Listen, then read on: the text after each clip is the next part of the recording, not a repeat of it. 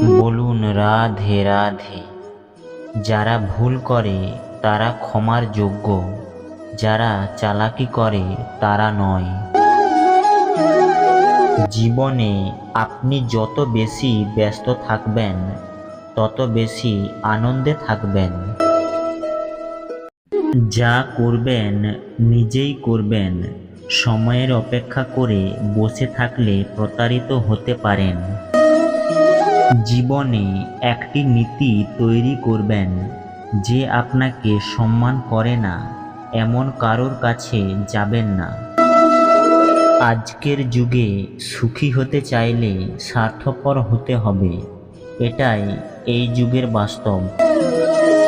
রাগের সময় কিছুক্ষণ থেমে গেলে, ভুল করলে ঝুঁকে গেলে জীবন আরো সহজ হয়ে যাবে।